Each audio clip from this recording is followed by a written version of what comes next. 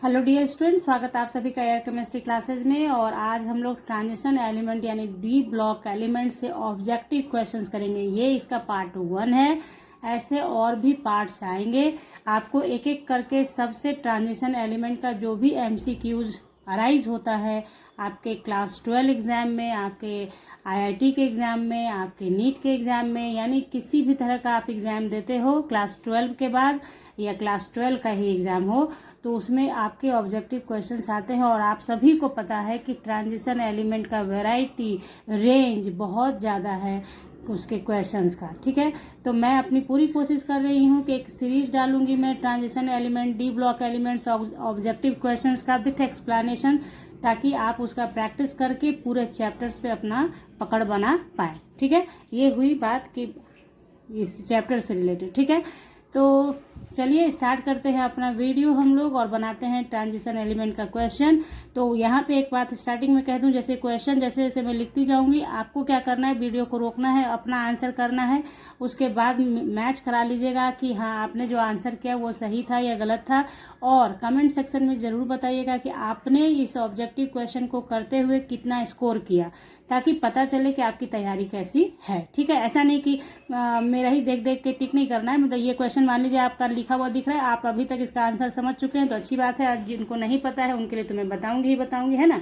तो चलिए, अगर वीडियो अच्छा लगे देखने के बाद तो लाइक कर लीजिएगा बच्चों, अपने दोस्तों को भी शेयर कर लीजिएगा, और चैनल को तो पक्का बेल आइकन के साथ सब्सक्राइब कीजिएगा ताकि आपको वीडियोस की नोटिफिकेशन समय से मिले। चलिए अब स्टार्ट कर लेते हैं फटाक से। तो देखिए क्वेश्चन नंबर फर्स्ट मैंने दिया है, the first transition element is. तो फर्स्ट ट्रांजिशन एलिमेंट कौन सा है? Scandium, chromium, nickel, copper. तो आपको पता है कि स्कैंडियम से स्टार्ट होता है, कैल्शियम तक 20 होता है, स्कैंडियम का 21 होता है एटॉमिक नंबर। तो स्कैंडियम से ही ट्रांजिशन एलिमेंट स्टार्ट ही होता है। तो स्कैंडियम, उसके बाद टाइटेनियम होता है, उसके बाद फर्स्ट सीरीज है ये वेनेडियम, इसके बाद सो ऑन आप आगे करते जाते। तो स्कैंडियम आपका पहला ट्रांजिशन एलिमेंट हो गया, ध्यान रखिएगा। कैल्शियम के बाद स्कैंडियम आता है और स्कैंडियम ही पहला ट्रांजिशन एलिमेंट होता है। ठीक है, ये हो गया हम लोग का क्वेश्चन नंबर 1। अब हम लिखते हैं क्वेश्चन नंबर 2। देखिए क्वेश्चन नंबर 2 है, which of the following elements does not belong to first transition series. इसमें से कौन सा एलिमेंट है जो आपके फर्स्ट ट्रांजिशन सीरीज में नहीं आता। तो फर्स्ट ट्रांजिशन सीरीज याद भी कर लीजिए, आपके लिए बहुत इंपॉर्टेंट होगा। स्कैंडियम से स्टार्ट होता है, scandium, titanium, vanadium, chromium, manganese. ठीक है, उसके बाद आपका फेरस यानी आयरन, उसके बाद आपका आ जाता है कोबाल्ट 27 होता है इसका, निकेल का 28 होता है और कॉपर का 29, लास्ट में जिंक रहता है।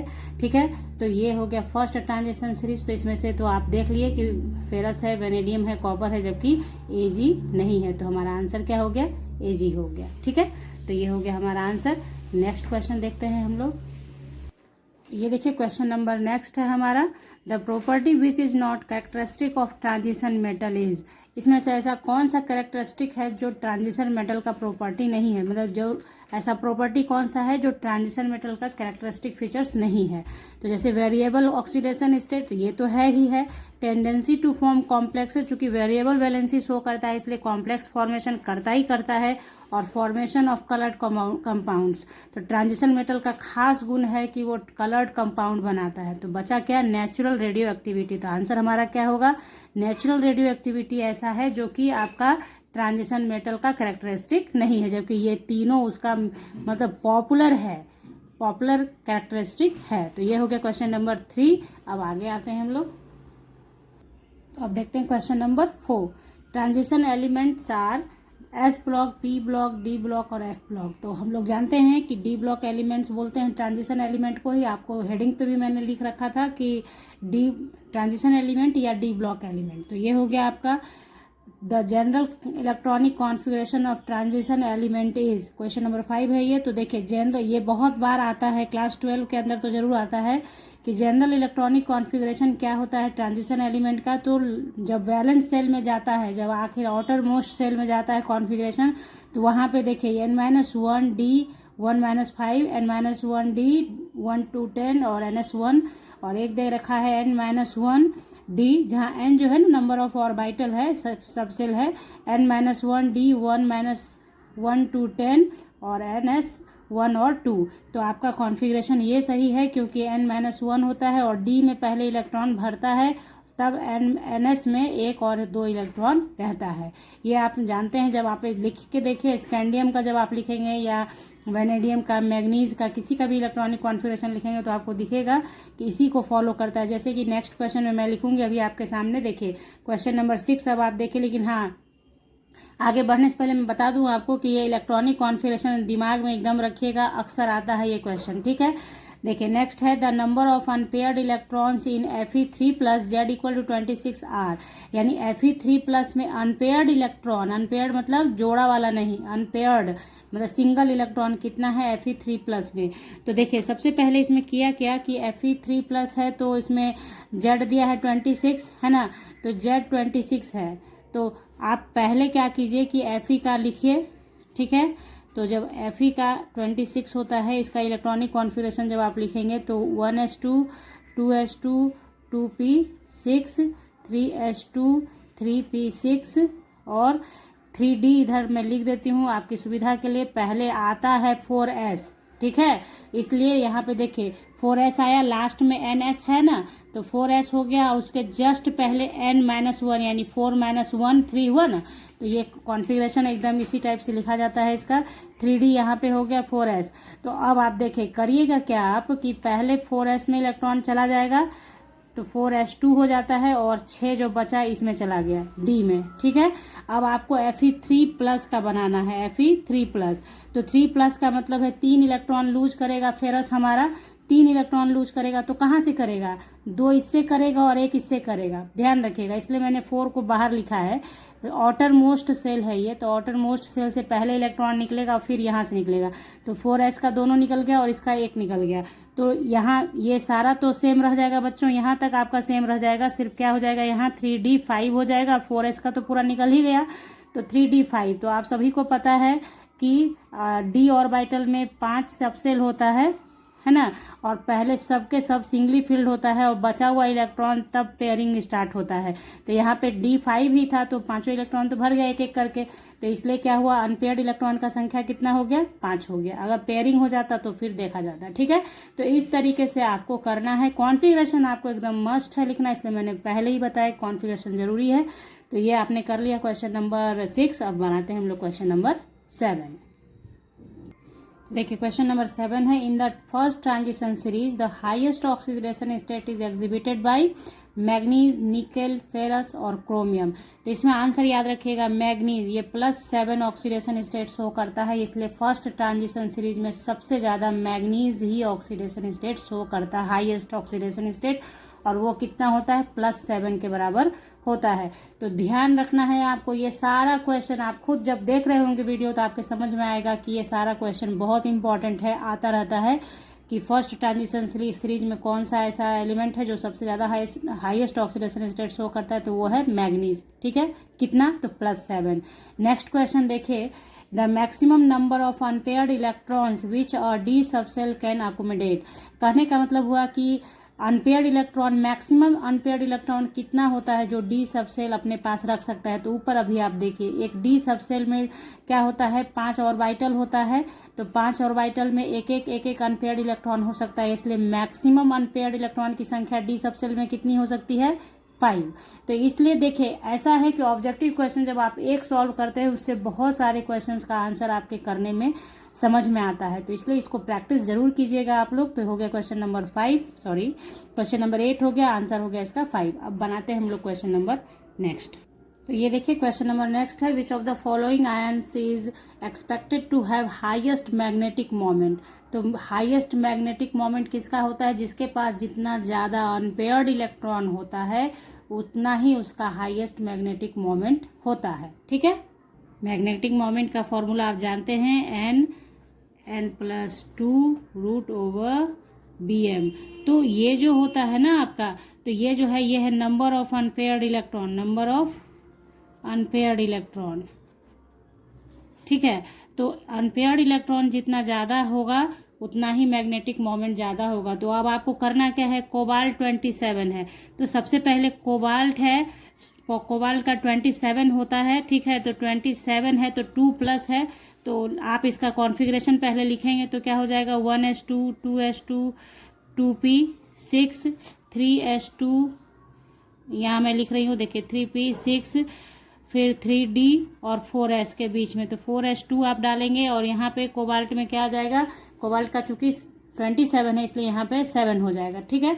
तो आप देख रहे हैं कि कोबाल्ट 2+ जब करेगा तो ये वाला इलेक्ट्रॉन बाहर निकल जाएगा तो D7 बचेगा, है ना। तो D7 मतलब हो गया कि 5 है, एक मैं समझा दे रही हूँ, फिर मैं आप अपने से खुद भी बना पाएंगे। 1 2 3 4 5 6 से पेयरिंग स्टार्ट हो गया और 7, तो 3 अनपेयर्ड इलेक्ट्रॉन हुआ, ठीक है। इसी तरीके से आप टाइटेनियम का बना के देखें, टाइटेनियम का और मैग्नीज का होगा सबसे हाईएस्ट, क्योंकि अनपेयर्ड इलेक्ट्रॉन संख्या सबसे ज़्यादा मैग्नीज के पास होगा। मैग्नीज होता है 25 है इसका इलेक्ट्रॉनिक ये एटॉमिक नंबर 25 होता है मैग्नीज का। तो फिर आप क्या करेंगे, मैग्नीज में +2 देना है आपको, तो आप देखिए इसका कैसे लिखेंगे, 1s2 2s2 2p6 3s2 3p6, है ना, 3d और 4s, तो 4s2 हो गया, चूँकि 25 है तो यहाँ 5 होगा।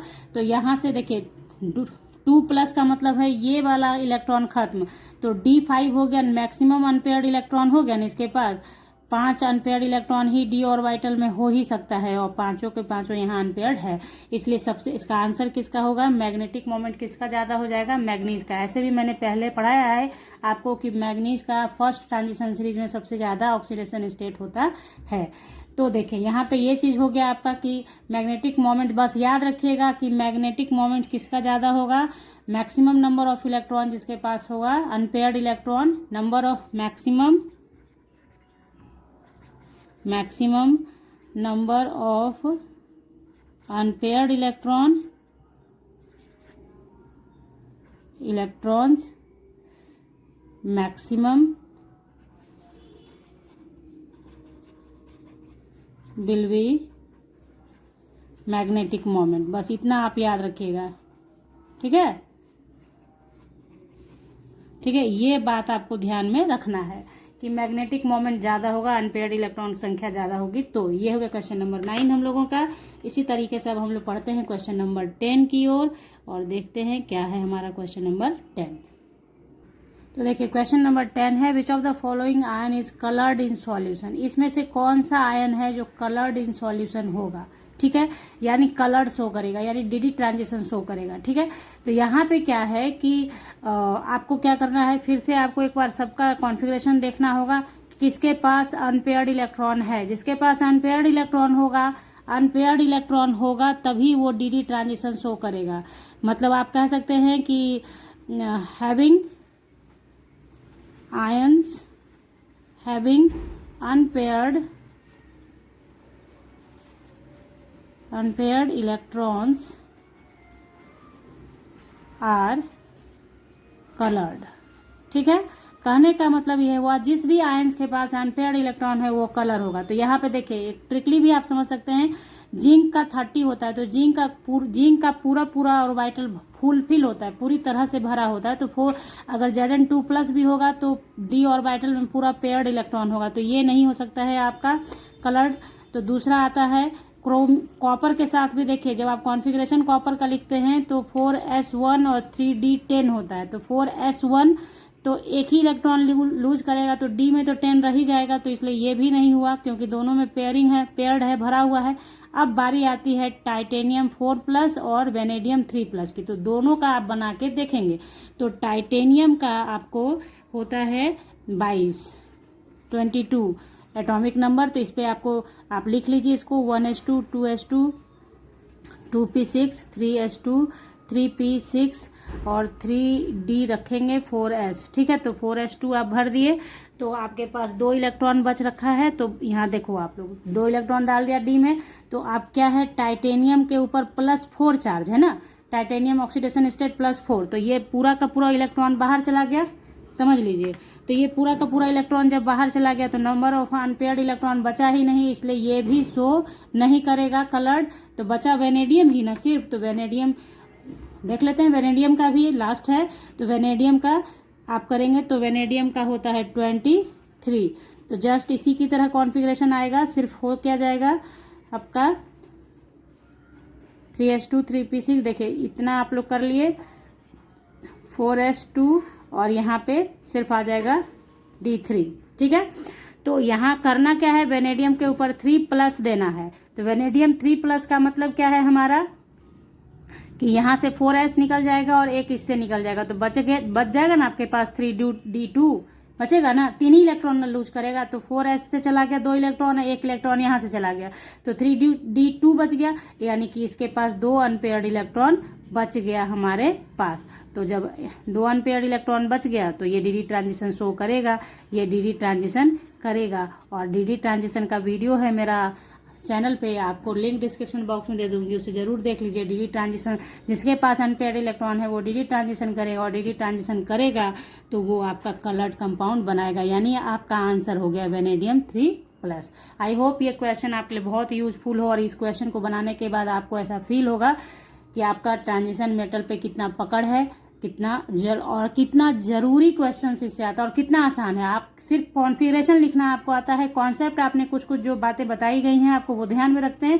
तो आप सारे क्वेश्चंस को सॉल्व कर सकते हैं, आपको कहीं कोई परेशानी नहीं आएगी। तो इस तरह का भी और भी सीरीज आएगा, क्वेश्चन का लेवल थोड़ा और हाई होता चला जाएगा। आज पहला सीरीज था इसलिए थोड़ा सा इजी क्वेश्चन, ताकि आप लोग खुद से उसको चेक कर सकें, बना सकें। मिलेंगे हम लोग नेक्स्ट क्वेश्चन के साथ नेक्स्ट वीडियो में, तब तक के लिए bye, thank you, take care, have a nice day बच्चों।